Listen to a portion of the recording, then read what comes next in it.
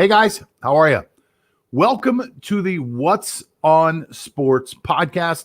My name is John Todora, and for those of you that are downloading the show, which are thousands of people, we also want to let you know that now we are broadcasting this show live on YouTube and Facebook. It's taking us some time, but we're growing an audience that's watching the show live Monday, Wednesdays, and Fridays. And we've got great things planned for the new year here at What's on Sports. I want to remind you that we do have a website out there, which is whatsonsports.com, and that the show is sponsored by our friends over at Sports Trading Systems. Before I go into the show, I've got to tell you that Sports Trading System is on fire right now, on fire, bringing their members, I think, close to like almost 80% returns so far in NBA basketball alone. If you want to learn how to trade sports like other people are trading stocks, it's got to be the most interesting thing that you're going to see. If you're a sports gambler, if you're just a lover of sports, if you're an investor looking for a new method to actually learn how to make a little bit of money on the side, this is the great opportunity for you. Go over to sportstradingsystems.com today so you can learn how to be like the big dogs over there, how the VIPs and the people making all the money. Learn to trade sports just like other people trade stocks over at sportstradingsystems.com. Now, we got a big show planned today. Quite a fun show, actually. I'm pretty excited about what's going to happen today. Today, we're going to dedicate the entire show to the NFL playoffs. And I know that that's not something special and that's not something different, but it is so special to us here at What's on Sports. I know everybody's talking about it, but usually we kind of jump all over the topics for sports. But today, we're sticking just to the NFL playoffs because such a big weekend coming up. But before we jump into the playoffs, I want to talk about a few things that have happened across the NFL. Now, a couple coaching jobs have been taken. We just found out the defensive coordinator for San Francisco 49ers is taking the job in New York. I don't know why he would do that, but he's taking the Jets job. That guy's got a ton of talent. He's a great coach that apparently his players love playing for him, and he's going to take that Jets job, which to this point has not been a great job. No one who's had that job has been able to do well there. They've had a couple blips in the radar where they've done okay. Ryan had an okay period there and then fell apart. A couple of other guys, but really historically, that's been one of the worst franchises in NFL history. Since they won Super Bowl III, the Jets have been pretty darn near abysmal. So it's not a great job. Urban Meyer took the job in Jacksonville, which I thought was a terrible idea to start. I was shocked that Urban Meyer took the job, but he took the job. And I had ranked my coaching job positions at one point, and I had Jacksonville ranked as the third best job. And there's some reasons for that. They have $74 million in cap space. They, of course, got the number one pick in the draft. They've got some decent players like C.J. Henderson, Laviska Shenault, DJ Shark. They've got some decent guys. Miles Jack isn't bad, and they've got some draft capital. They've got a lot of draft capital that they can move around the board, and they could pick up some players. You bring in a guy like Urban Meyer. Maybe Urban Meyer comes in there and trades away that first pick and does a Jimmy Johnson move and says, you know what? I just need as many draft picks as possible. I know these college kids. I've tried to recruit some of them. I know them. I've coached some of them. Let me fill this team full of players that I know, that I want, that know me, that want to play for me, and let me see if I can build a winner here. That might be the strategy.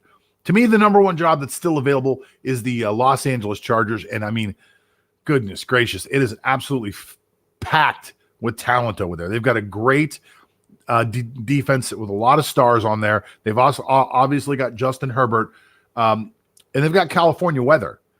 Bad taxes, not a great situation there. Decent amount of cap space, $29 million for the Los Angeles Chargers. They can actually move some of that money around by doing some extensions and some renegotiations with some guys to get more. They've got the 13th pick in the draft, which means they can add more weapons or more defense or more help on either side of the defensive or offensive line. To me, it's the number one job still available. The Jets, we talked about that earlier. Terrible team. Number 2 overall draft pick. So that's important. They've got the number 2. I think they've got the number 25. They've got 2 first-round draft picks, 2 second-round draft picks, $71 million. $71 million in cap space. So that team can be rebuilt, but it's about finding players that want to go and play in New York, in New Jersey or wherever the heck they're going to be living. It's a quality of life difference. And it's a certain kind of player that wants to go to the Big Apple and a certain kind of player that just does not want to. Atlanta Falcons are rumored to have signed a coach. We have no proof of that yet. No real news is broken as of the time of this broadcast, so we don't know if they've signed anybody. They were the number 3 team on my list. The Falcons were 4-12 last year. They have no cap space. They're $24 million over the projected cap. Now they've got some guys they can move around. They can move Matt Ryan. They can move Julio Jones. I wouldn't suggest that, but this is not a great team to take over simply for the fact that they're so cap strapped. Detroit Lions was another team that I had on my list of possible places that people can go. Only $12 million in cap space, which is shocking when you consider how bad that team has been historically.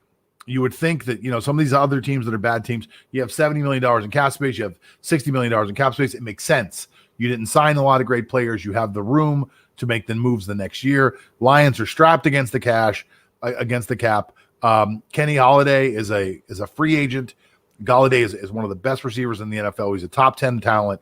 He's a free agent. He most likely won't be back in Detroit. And you've got a Matthew Stafford issue. Matthew Stafford has trouble staying healthy, and he's coming to the end of his career. His cap hit is extremely high. He maybe have some value right now. If they want to move him along, if a general manager can make a deal and get some draft capital back, it wouldn't be a bad choice for whoever takes over Detroit to say, let's start at 0, baseline, 7th overall pick, give me some cap space, let me rebuild this team in my image. Lastly, we've got the Houston Texans, who are, just now finally going to interview Eric Bieniemy. Deshaun Watson wants out. They're $18 million over the cap already. J.J. Watt is looking more and more like he could be a cap casualty. That team is just totally dysfunctional. They have no first-round draft choice. They have no second-round draft choice. They have no cap space, and they really have no talent. They were 4-12 last year. It's not the kind of team that I would personally want to take over. A couple of those jobs are still available, but honestly, some of those jobs are just not great jobs. So you're going to end up interviewing for a job that's not a great job. Do you take the job? Do you keep the job? Do you say, hey, this is my chance to be an NFL coach. I'm going to jump in. I'm going to take the job no matter what. To me, I don't do it. If I'm working somewhere as a coordinator, I'm making 6 figures, I'm doing really well, I'm going to wait. I'm going to keep coaching. I'm going to let it be known that I turned down jobs. Publicly known, I turned down jobs. They weren't the jobs I wanted. Turned down, I always talk about people and tell people that in business, everything's a relationship, So to me, when you start a new job, you're starting a relationship with an employer. And your next employer will look at who your last employer was. And they'll look at your job, and they'll check your resume, just like we do when we meet somebody that we were interested in. And you will be judged by where you worked before, and you will be judged on that opportunity and what you did with it. Now, at the end of the day, the NFL is very simple business. It's all about your record. What was your record? Nobody cares what the situation you were in at the time. It's all about your record. So you take over a crappy team with a crappy owner, with a crappy GM, with a crappy tradition and a crappy mentality, and you're going to end up with a crappy product, and your record's going to end up being crappy. And that will be your only chance to be an NFL head coach. And you'll probably, most likely, never get another opportunity again. So for those guys out there that are looking for jobs, looking for that opportunity, be careful what you wish for, because this opportunity could be one that you see and go just as fast. And that's my take on the NFL coaching situation out there. Today, we're going to dive into a lot of different things. And as I said, I did want to touch on the coaching situation, but I really want to talk about the NFL playoffs and what's going to be coming up here this weekend. We've already made it through round 1. We've made it through the super wild card weekend, and now we're moving our way into round 2. The teams that had buys are done with their buys, and now it's going to be 4 teams this weekend playing against each other. Instead of having this conversation with myself, I'm going to bring on a friend and a coworker. He's one of our head writers over at What's on Sports. His name is Lance Fernandez. Lance, how are you today, buddy? I'm great, John. I'm just so excited. We're just hours away from this divisional round. I mean, if you couldn't get excited for these four games, what could? Yeah, there's some really, really good games on the lineup. To me, I think these are going to be really, really tight games, very competitive, far more competitive than some people think. You and I are going to play a little game today. We're each going to take a team and we're going to talk about their keys to victory. We'll talk about offense, then we'll talk about defense, and we'll go back and forth. And at the end, we'll try to give people a better view and a vantage point of this game from our eyes. So the game we're going to start with first is we'll start with the Ravens against the Bills. And you're going to take all the home teams. You'll have all the easy jobs. And I'm going to take all the away teams. Now, before we do that, I want to throw out an interesting stat.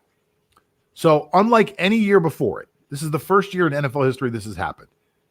Home teams actually had a losing record this year. So it's the first time ever that home teams have actually lost more games than they've actually won in the history of the NFL. And it all comes down to something else. It's a paper that I'm writing that I'm working on right now about how poorly underdogs did this year. And it was really, really bad. We usually do a parlay system where we will take all underdogs and parlay them together and do like almost like just let's just see what's going to happen type of deal. And every year it wins. This year it did not win. As a matter of fact, we stopped in week 10. So to me, it's very, very interesting. But the statistic that I saw was one of those things that kind of blew my mind as far as like home teams. It was home teams this year were 127, 128, and 1 below 500 for the first time in NFL history. So you've got the home teams, and you're going to tell me how these home teams are going to break the trend. Let's start with the Buffalo Bills against the Baltimore Ravens. You've got the Bills. Let's talk offense. Go. Okay, so for the Buffalo Bills, it's easy. It's to continually run their pass offense. They have one of the higher ranked pass offenses in the league. And that's what happens when you have a gunslinger in Josh Allen and you have able receivers in Cole Beasley and Stephon Diggs. However, the weather could be a factor in this game. So I guess the Buffalo Bills can continue to feed their passing game, but they would have to look for short, intermediate routes as well to move the ball and advance the chains against the Baltimore Ravens. Because if they try for the longer passes, the wind can knock the ball out or can move it to erratic directions that his receivers, Josh Allen's receivers, might not be able to either catch the ball or it will only sail to a different direction just because of how strong the wind will be because of the lake snow effect. And aside from the passing attack of the Buffalo Bills, they must, and this is a capital must, elevate the run game because it wouldn't be a balanced offense against a strong run offense that is the Baltimore Ravens. They would have a harder time if Devin Singletary will have 50 or 60 yards. They must continue to feed the ball to the backfield, try more often, and just to throw off the Baltimore defense, catch them by surprise because they are a pass-happy team, and just pick up the spots wherein they execute their run game. If they can do that, if Devin Singletary can get at least 100 yards in this game, plus that vaunted passing attack by the Bills, I have no doubt that the Bills can dominate the Baltimore Ravens at home. Man, interesting take on the offense. I think the biggest problem for Buffalo is if they do what they did last week, they're going to lose this week. And I'm not talking about their offense. I'm talking about their defense. The Indianapolis Colts were the first team in NFL history to have 450 yards or more of offense, 0 turnovers, and lose a playoff game. So that tells you a lot, not only about the Colts, but about the Buffalo defense, which is not very good. So if you let Lamar Jackson and you let the Baltimore Ravens run or pass for over 450 yards, don't take the ball away and think you're going to win again in what should be not a huge, if there's a lot of snow and a lot of wind, it won't be a high-scoring game. If you think that's going to happen and you're going to win, you're going to be in trouble. So if I'm Baltimore, I'm sticking to what I do and what I do best. I'm going to be Lamar Jackson. I don't know if he's got the ball. I don't know if he's running the ball. I don't know what he's doing. A lot of misdirection. And when it's not misdirection, I'm smashing you right in the mouth with Gus Edwards and J.K. Dobbins and the rest of the crew, and I'm going to run the ball right down Buffalo's throat. Buffalo's had a tremendous amount of trouble stopping the run this year and actually just playing defense in general. So if I'm Baltimore, I'm not changing much of what I do. In fact, I'm hoping for snow. I'm hoping for snow because that little misdirection, the offense knows where they're going and the defense doesn't. That little tiny bit of misdirection, that little hesitation in that slightly slippery weather could be the difference between Lamar Jackson having a 50-yard game rushing and a 150-yard game rushing. So I'm looking at Baltimore. I got to be honest. I think Baltimore's got a very, very good opportunity here in front of them to be the first upset of the week.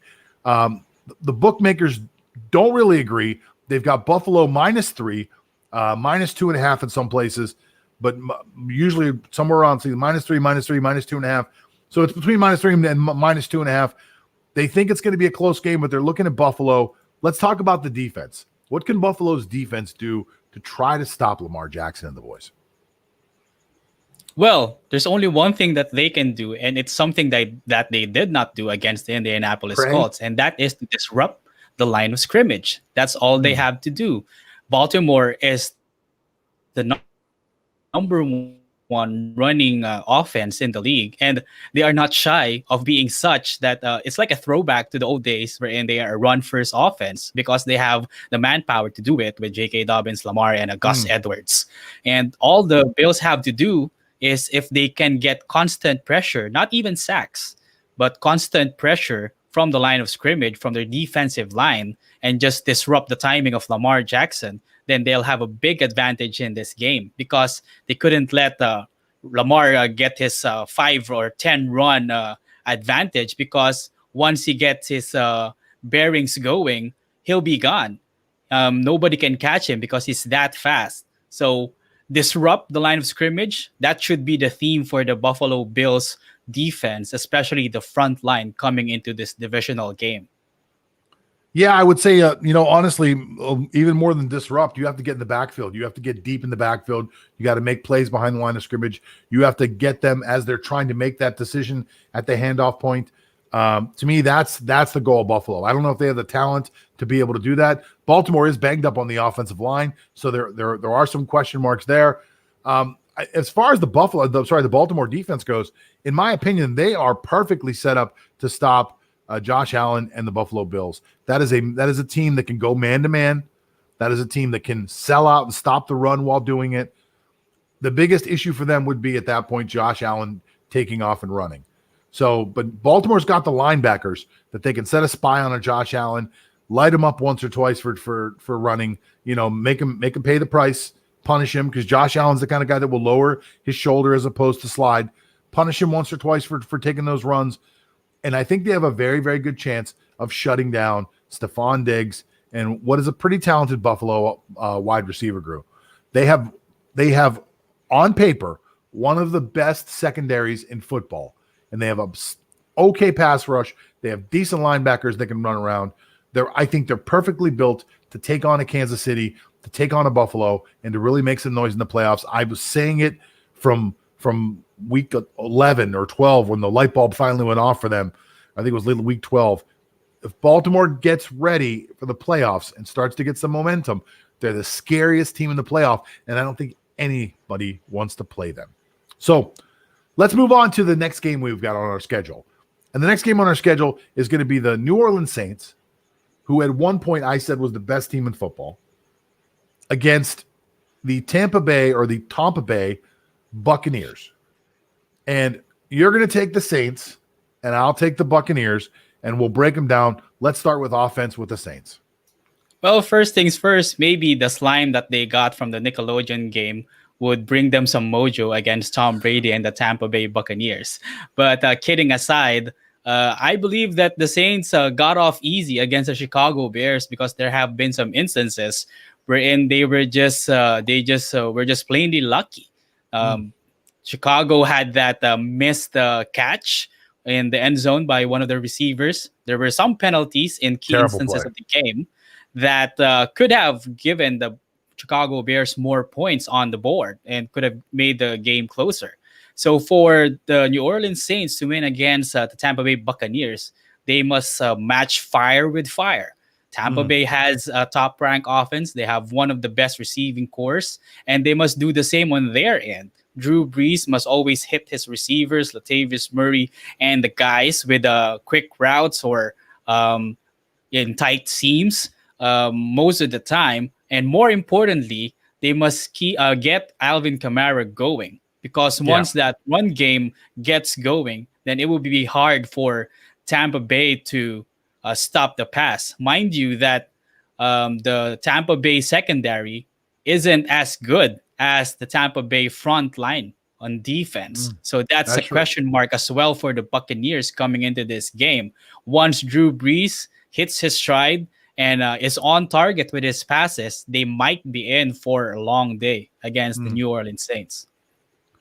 Yeah, I don't disagree with a lot of what you said there. I would say that I think the strategy is pretty close for both teams. You got two 40-year-old quarterbacks back there. Neither one's very mobile. To me, you have to offset what those quarterbacks do with some type of run game. You've got to try to create some type of balance. New Orleans has been pretty decent at it all year long. Tampa has lost their way some days. And when they find their way back and they run the ball 20 to 25 times a game with two very talented running backs they have, and they move the ball a little bit on the ground and maybe through short passes to the running back, it opens up so much of what Tampa wants to do, because Tom Brady is one of the best play action passers of all time. So if you give him a run game, something he can lean on that he could use as some window dressing for some quick drop back, play action, hit Gronk over the middle with a seam, play action, hit Godwin coming across the middle or something like that. Tampa Bay is absolutely loaded with talent. This is all going to come down, in my opinion, to coaching.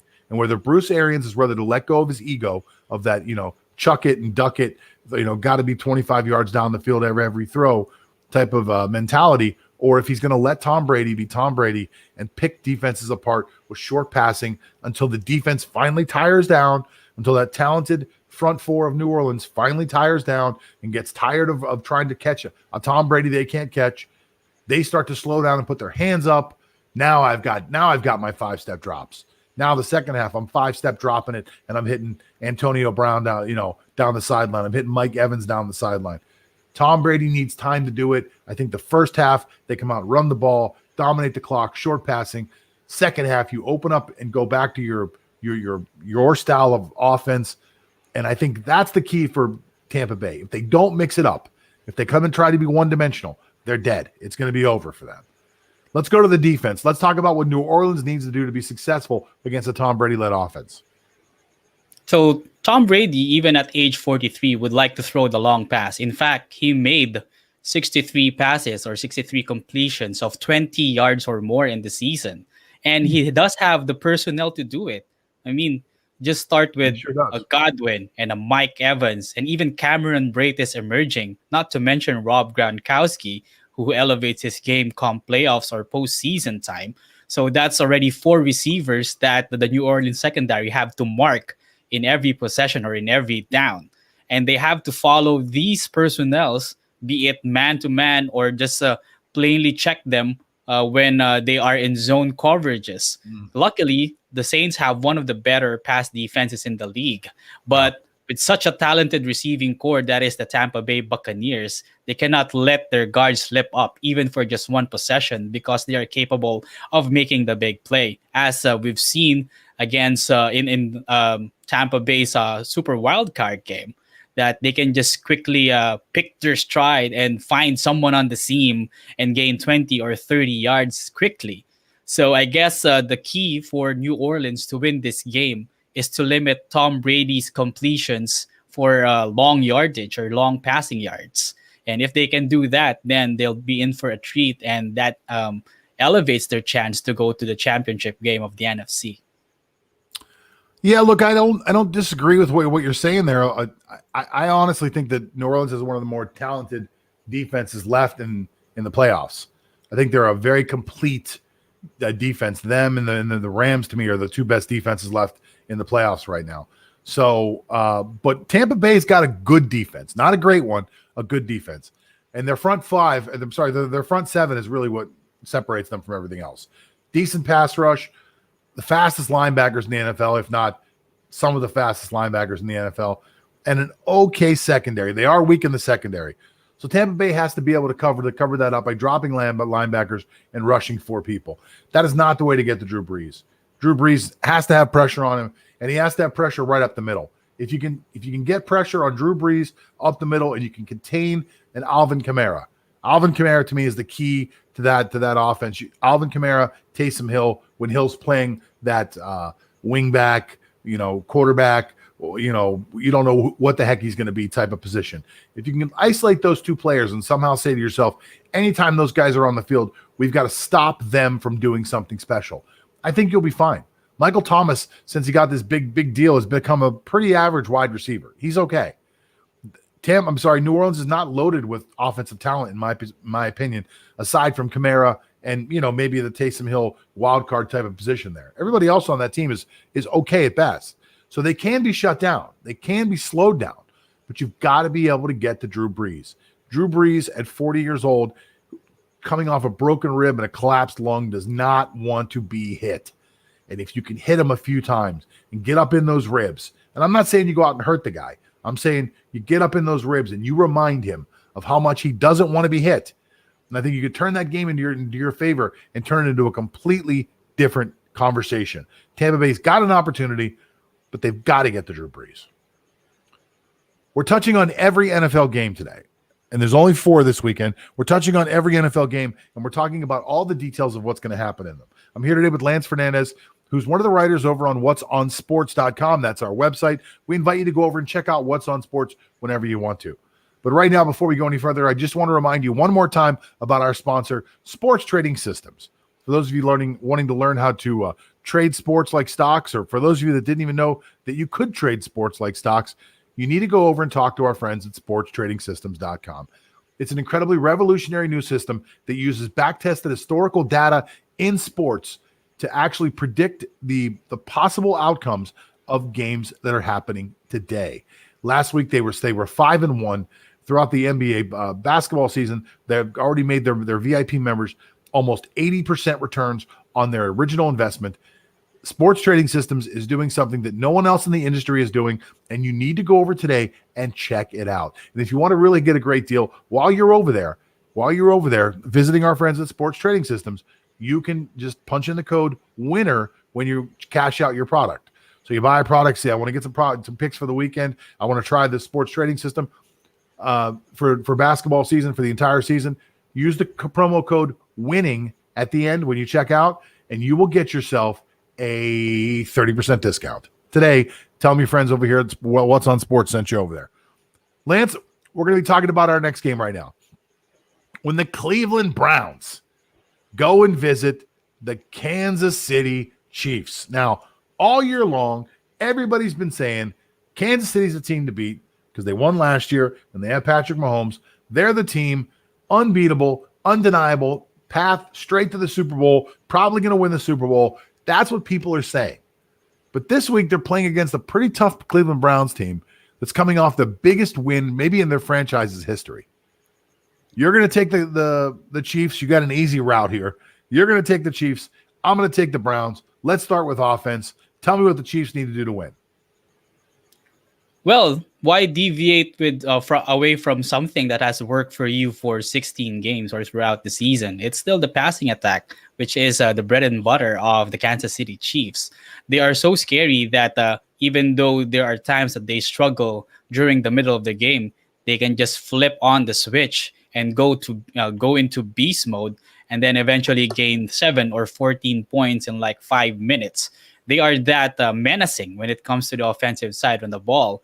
And all they have to do is to continue to find that connection between Patrick Mahomes and Travis Kelce. That has been their bread and butter connection all throughout this season. And if they can continue to feed Kelce with whichever route or continue to find him down the field, then the routes for Tyreek Hill and Hardman will also open for the Kansas City Chiefs. So it's fascinating that we have a top team in the league, wherein a tight end is one of the leading receivers. So we don't hear much about that in the NFL, but we have right now in the Chiefs rather, with Travis Kelce. So if Patrick Mahomes can continue to find his tight end, then it will open up for the other routes like Tyreek Hill and Hardman. But I Mm. guess the X factor for this game, coming into this game, is to have a fourth receiver who can also gain some yardage, not as much, but can help move the change further. And I guess that's where Sammy Watkins will come in. I hope that he will be able to have a good game. And if he gains at least 50 or 60 yards, then the Kansas City Chiefs will be in a good position to go to the AFC Championship game. Look, I think the biggest acquisition that the Cleveland Browns have ever made in their history is going to end up being Baker Mayfield. And I said this before the draft. I said that Baker Mayfield should be the first overall pick in that draft, and people thought I was crazy. Nobody thought Baker Mayfield was going to go first except for me. And I think Baker Mayfield goes first, not because he's the most elite arm talent that we've ever seen, not because he's got Lamar Jackson type of athleticism, not because he sees the field better than anybody. I think Baker Mayfield was the best choice that they ever made because Baker Mayfield is a dog. And Baker Mayfield will go out there and fight you in the middle of the field if he has to. And when you're 6'1", small quarterback will go out there and fight the other team in the middle of the field, and will be leading the charge. The rest of the team will rally behind that. And this is a team that was questioning whether or not they were good. And after last week in Pittsburgh, and a game that I truly believe Pittsburgh gave them, Cleveland believes. And that's a dangerous thing right now. And Cleveland knows that they have something that very few teams in the NFL have right now. The Cleveland Browns have a dominant, and I mean dominant run game with a two-headed attack with Chubb and Hunt, and they can run the football better than almost any team in football except the Ravens. And they might be right up there with them. And when they can run the football, and Kansas City has trouble stopping someone that can run the football. When they can run the football, that opens up Baker Mayfield to the play action pass, to those little boots that he does, and it makes them a very, very dangerous team.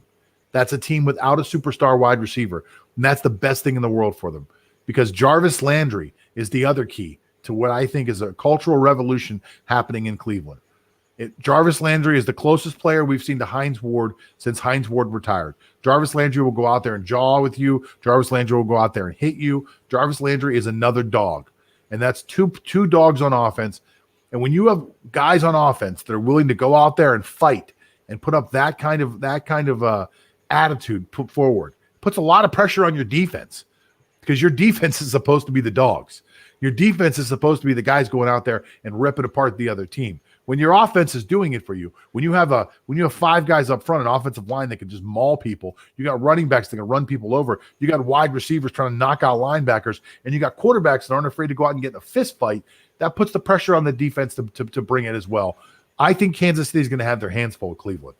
If they get behind on Cleveland, it's not going to be as easy to come back on them as it has been on other teams. Cleveland, the keys to offense: run the ball, get the ball out of Baker's hands quickly like they did last week. If they run the same offense they ran last week, they have a chance to beat Kansas City. Let's talk about the defense, Lance. Okay, so for the defense, I firmly believe that the Kansas City offense has carried the Kansas City defense multiple times throughout the regular season. It's just so happened that they have a very dominating offensive attack that it masks their inconsistencies and holes in defense. And the worst is that Kansas City was ranked 21st in run defense in the regular season, and they are going up against a team that has a potent run game with the seventh best rusher in the regular season in Nick Chubb and the 16th best rusher in Kareem Hunt. So there lies the problem for the Kansas City defense, and now is the time for them to rise up. It's just plain and simple. They have to elevate their game. They should not rely on the Kansas City offense to always bail them out, and they have to hit the Cleveland offense hard, especially their backfield tandem of Hunt and Chubb.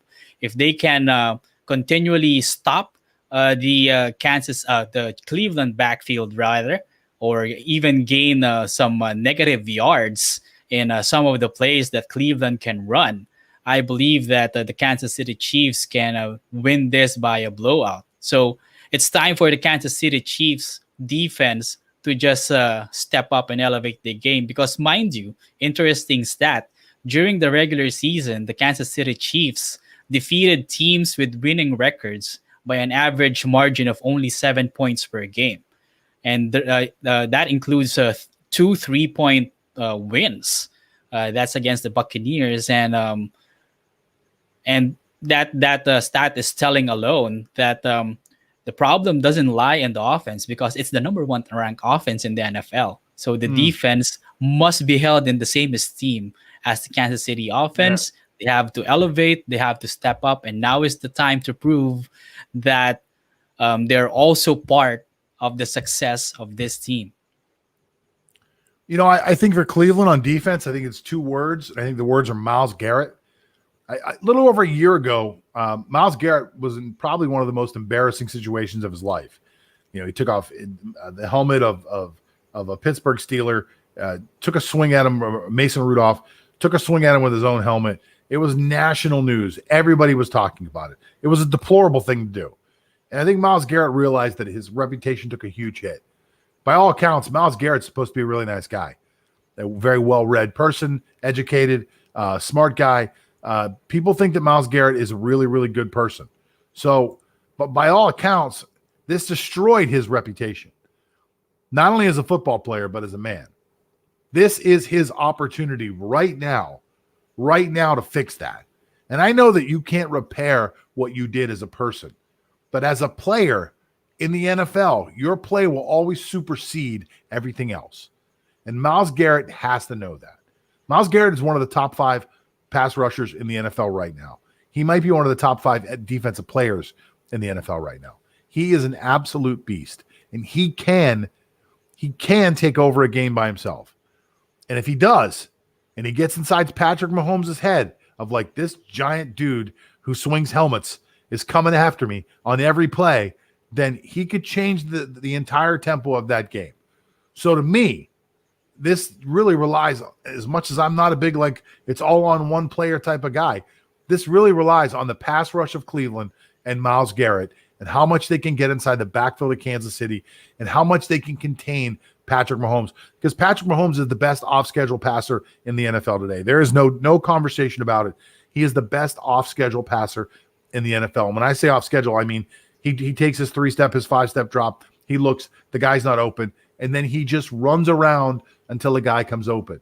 He is the more athletic version of what Ben Roethlisberger was years ago. And he's got that ability, and his receivers know, oh, we're off schedule. I'm no longer running this route. We're off schedule. I'm just trying to get open. And they're great at doing it.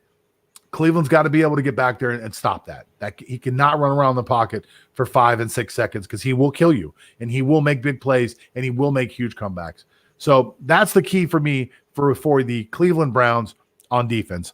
For those of you listening at home, this is the What's on Sports podcast. We're being brought to you live on Facebook and YouTube, and we've also been downloaded thousands of times on your favorite podcast platforms. Go ahead and jump in and subscribe. Make sure you listen to all of our podcasts as they come out 3 days a week, Mondays, Wednesdays, and Fridays. They're broadcast live on YouTube and Facebook at 10:30 in the morning. So if you guys want to jump on, that's Eastern time, jump on and join in on the chat. We always welcome that.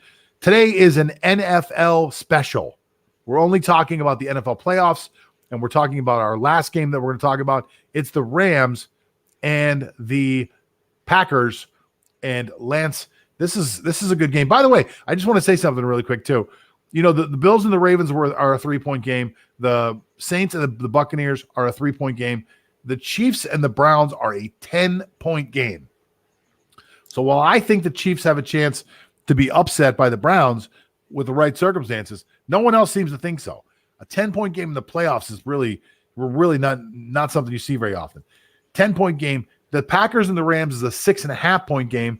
I think it'll be closer to 7 by the time we actually hit game time. Packers, Rams, you take the Packers. Tell me their keys to winning on offense. Okay, so let's play root cause analysis for and Davante Adams will get his opportunities to catch long passes. Aaron Jones will get his licks from the backfield. However, the key to the Packers offense coming into this divisional round game will be their offensive line, most especially the absence of one David Bakhtiari. They're all pro left tackle. So imagine the one protecting Aaron Rodgers' blind side will not play in this game, and that could be a huge factor if his replacement Billy Turner could not live up to expectations or could not neutralize that blind side of Aaron Rodgers, especially when you have a menacing Aaron Donald on the other side of the line. He is an unstoppable force that can just disrupt the line by his own. So I believe that Green Bay must do a team effort, a gang effort to stop Aaron Donald and the rest of the Rams' offensive line to be able to make to give Aaron Rodgers opportunities to make deep throws to Davante and to open holes for Aaron Jones to run through, and that will be the key advantage or a key factor that we must look into the Packers coming into this divisional round. If they can control that that line, especially from that blind side, wherein Donald can just come in multiple times and possibly and has proven that he can dominate the game in any moment, then the Packers, bar none, will be able to win this game against the vaunted Rams defense. So look, I think this is going to come down to something really simple, and I'm a huge Aaron Rodgers fan. I think Green Bay's got the best offense in football, and I know a lot of people think it's Kansas City, but I think it's Green Bay. Green Bay can hit you at any point. But I'm not mad at what the Rams are doing. The Rams, as the season has gone on, have transformed themselves into a team that was kind of a pass first team into a team that's really, really relying on the running back. Cam Akers has been quite a surprise as the season went on. I thought he was going to be a lot better earlier in the season, but they just didn't use him. But about the midway point, they started to find confidence in Akers, and they started using him in the passing game and the running game. He had 175 yards last week, which is the second most yards from scrimmage by a rookie in a playoff game ever. Now, you pair a team that can actually run the ball in the playoffs with a team that is the number one defense in football. The number one defense in football right now. It's not the Steelers. It's not the Saints. It's not the Ravens. It's the Rams. Statistically speaking, they are number one. Here's another fun fact. Aaron Rodgers is 0-4 in his last 4 starts when facing a team with the number one ranked total defense. Now that's amazing. So I think your offense is going to have a lot of problems, where I think the Rams offense is actually built to really, really play close to the Packers. Packers have trouble stopping the run. They had trouble stopping the run last year. San Francisco took them out of the playoffs simply for the fact that they couldn't stop the run. So Los Angeles, these Rams are built to actually take on the Packers. Jared Goff's got a broken thumb, so a lot of that comes into play, where LA says to themselves, hey, we don't want to throw the ball too much, but we want to be able to mix it up and be able to run the ball. If Cam Akers has 120 yards or more, the Packers will lose this game. So it's got to be one of those things where the Packers go in and the Rams go in and try to get an early lead. Here's another quick statistic. Sean McVay has had the lead at halftime 37 different times. How many times do you think he's lost the game? Yes, once or twice. He's never lost. He's had the lead 37 times. He has never lost. The odds of that, hang on, I figured out the odds. Let me dig this out of my phone because I did the math. Sean McVay's now 37-0 when leading at halftime, using the win probability of those games at halftime. The odds that he won all 37 is 0.15%, or roughly 1 in 650. So you put 650 coaches and you put him 36-0 on that 37th win, 649 of them will lose. It's almost an impossibility the way he plays the game. He is the exact opposite of a Mike Tomlin, who will somehow lose a second half lead. The Packers are 6.5 point favorites. They could be in trouble here. This could be a huge upset weekend, I'm telling you. Let's talk about the Packers defense and how the Packers defense can stop the Los Angeles Rams. Well, for the Packers defense, they can't afford to be complacent just because Jared Goff has an injured thumb. When healthy, Jared Goff can rack up the yardage, especially now that Cooper Kupp is also back and they have a healthy Robert Woods. But alluding to what you've mentioned earlier, I guess the key for the Packers defense is really to neutralize Cam Akers, be it as a receiver or a rusher. Once they shut down Cam Akers, then the Rams offense goes on into bunkers because they wouldn't have any other option but Goff trying to hit his receivers down the field. So they should have somebody who has a watchful eye on Cam Akers in all possessions. Not necessarily a linebacker, but somebody who can match Cam Akers in terms of speed and also power. Yeah. Because he can also break tackles when he catches the ball. So that is the main priority for the Packers defense. I mean, the Rams can gain significant yardage through their passing game with a Cup, with Woods, and but they can only do that effectively if Cam Akers is getting his yardage, be it from the backfield or as a receiver. If the Packers can shut down Cam Akers, which is a tough order, by the way, because of his speed and his agility and his power once he becomes a receiver. But once the Green Bay Packers can do that, then the Rams will be in shambles in this game.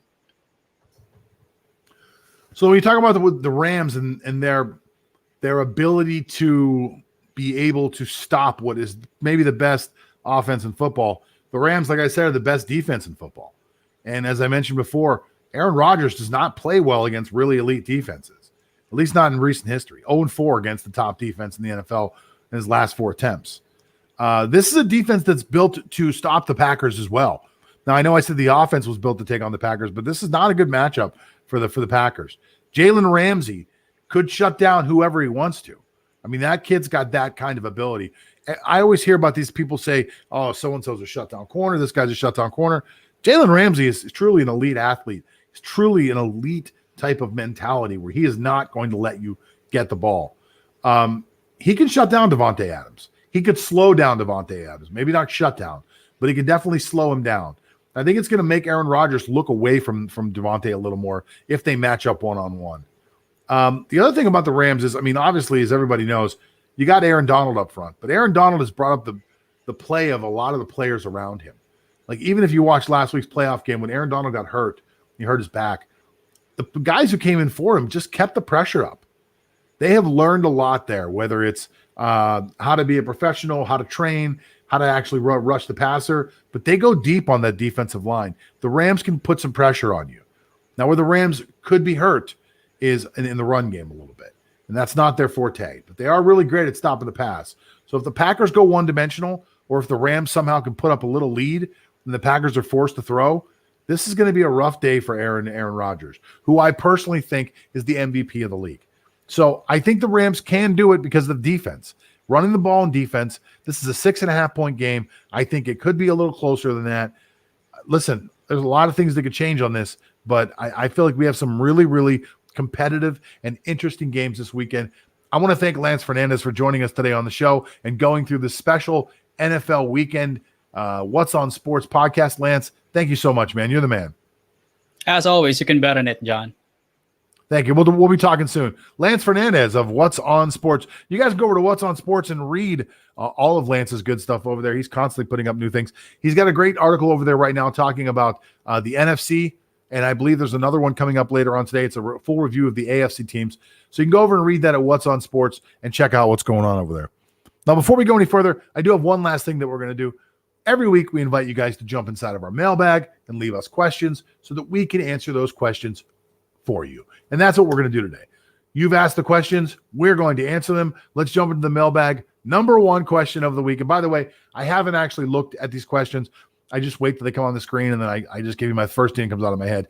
Can the Houston Rockets still make the playoffs without James Harden? Look, the answer to that one is yeah, of course they can. The NBA lets half the teams in the NBA in the playoffs. So you don't need to be a great elite team to get into the playoffs. You just need to be better than average. You can even have a losing record. So can the Houston Rockets do it? Yes, of course they can. Will the Houston Rockets do it? I believe they have an opportunity. I believe that team right now is going to become John Wall's team. John Wall's a heck of a ball player. Now, will they have the three-headed monster everybody else has? No. but John Wall may score 30 points a game. So, and he's, like I said, he's a good player. He plays decent on defense. He can lock up his man. He can score, and that's what's really important. And he's got that little demon mentality where he's not going to let you bully him. He's not going to let you talk trash about him. He's going to come out and he's going to play ball. I like John Wall too because he's a professional. So I think whatever was going on before with James Harden that kind of created that loose environment that was happening in Houston, I think it'll all change. I think John Wall will help to change that culture there. Some of the new guys that come in hopefully will help as well. New coach, new general manager, new culture in Houston. It may take them a few weeks to get it, but I think once they get it, Houston most definitely has an opportunity to make the playoffs in the West. Are they going to do anything when they get there? I highly doubt it, but they do have an opportunity unless they make another move. Unless they bring another move and bring in somebody else that can complement John Wall. But if they stay the way they are right now, I think they're competitive enough to make the playoffs. I don't think they're good enough to do anything once they get there. Let's go to our next question. If Deshaun Watson leaves Texans, will J.J. Watt follow suit and sign elsewhere after the season? I don't think that I don't think that one has anything to do with the other one. I don't want to conflate the issues. J.J. Watt is due, I think, $18 million this year. If the Texans cut him, they owe him nothing. There's no dead cap space. As we talked about earlier in the show, the Texans are way over the cap. I believe they're $16 million over the cap. So just letting go of J.J. Watt gives them an opportunity to get under the cap space. So I don't think they're connected. I think getting rid of J.J. Watt's a tricky situation, though. I really do. That guy is, without a doubt, the face of the franchise. And you can say Watson's the face of the franchise because he's the quarterback. But Watt is more the face of the franchise. He's been there longer. He's done so many great things for that community, raising money after the hurricanes, raising money for COVID. I mean, the guy is just, he goes on Twitter or whatever his social media platform of du jour is, and he can just do anything. He can do anything for that community. You need money, J.J. Watt will get you $1 million. I think he made like $20 million raising money for people for the hurricane. So a few years back. So J.J. Watt's a hero in that community. When and if they let J.J. Watt go, I don't think it's going to sit well with the fan base. But if there's ever a time to do it, it's right now. The fan base is at its lowest point. You let J.J. Watt go. You try to make the best of it with Deshaun Watson. Hopefully maybe bring in a coach that he thinks is a good coach. And if not, part ways with both of them. But in my opinion, I don't think one is tied to the other. I don't think that if they get rid of Deshaun Watson, your next thought is, okay, J.J. Watt goes. I mean, if you want to think of it that way, I guess you could say, well, if we're getting rid of Watson, let's get rid of Watt now and get everybody mad at us all at once. But I'm not sure that's how an NFL franchise thinks. So I think Watt could be gone. I don't believe it's for the same reasons that Watson could be gone. Last question of the day here on What's on Sports podcast. With Tom Brady and Drew Brees playing in the divisionals, will we see more NFL quarterbacks play well into their 40s? I don't know that if it has anything to do with them playing in the divisionals. I think this is a trend that we've been seeing for a while and we will continue to see. I believe that players are taking care of their body in a way that they never used to. We know so much more about nutrition. We know so much more about workouts. We know so much more about how the body ages. And there are so many things that we can do to keep the inflammation down. And that's one of the things that I as I've gotten older, have tried to learn about myself. There are certain foods, there are certain things that I do that cause inflammation in my body. Now, I'm not comparing myself to a next level elite NFL athlete. But I am saying as we all get older, the age span for everybody is growing longer and longer. We're growing to live longer into our 70s and 80s than we ever have at any time before. And because of that, we're staying healthier as when we're younger. So 40 isn't 40 anymore. When I was a kid, 40 was like, wow, you're 40 or 50, you're going to die soon. You're so old and over the hill. And those people felt that way because they weren't even sure they were going to make it to 60. Well, most of us think we'll make it to 80 now. So we start taking care of ourselves in a way that actually benefits ourselves in our 30s, 40s, and 50s. You look at a 45-year-old man now, a lot of times he's not looked at as an older man. He's just looked at as a man. Middle age is considered in your 50s now. When you have that midlife crisis, it happens somewhere in your 50s, as opposed to how it used to happen in your 40s. So I truly believe that these guys aren't setting a precedent. They're riding the wave of the precedent that's been set in our culture. We're all taking better care of ourselves. We're all more aware of the foods that we eat. We're all trying to do some type of exercise, workout. We're exercising our minds as well. We're doing a lot of things to keep ourselves nimble and keep our bodies repairing itself. There are little things that these players do, like the things that you can do from a health standpoint, as far as the supplements you can take. There some of these guys sleep in oxygen chambers. Some of these guys do intermittent fasting. Some of these guys have gone to a keto diet. Some of these guys have gone vegan. It's all very interesting. So I'm looking forward to see this next generation and how long they can play into their 30s and 40s. The one thing I will say, the one caveat, is the players are being paid in a way that they've never been paid before. And I'm talking about the amount of money that they make. I mean, tremendous, huge money. So this is a double-edged sword. This gives them the amount of money that they can take care of themselves. You have a guy like Russell Wilson openly bragging that he spends $1 million a year on taking care of his body. That may or may not be true. I think it's bullshit, but that may or may not be true.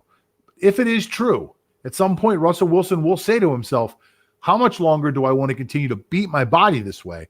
How much longer do I want to continue to put this investment of $1 million a year into my body when I've got $100 million in the bank? Now, I've never had $100 million in the bank, but I've had a lot of money in the bank before, and I still have some money in the bank. But the more money you have in the bank, the more your attitude changes about a lot of other things. And I believe that eventually this will change the attitude of these quarterbacks. So the end of my summary is, I believe that players can play longer. I believe also that they won't play longer because they make the amount of money that will prevent them from thinking in that way. And that's my thoughts. That's our mailbag. Thank you guys so much for listening today to the What's on Sports podcast. Whether you listened on iTunes or one of your favorite downloaded podcast platforms, or whether you watched us live on Facebook or YouTube, or if maybe you're catching one of these clips later on, I can't tell you how much I appreciate everyone that's been listening, all the letters we've been getting, and all the support. We look forward to having an amazing 2021 with you guys, and I'm looking forward to a great weekend of football. I'll see you all on Monday.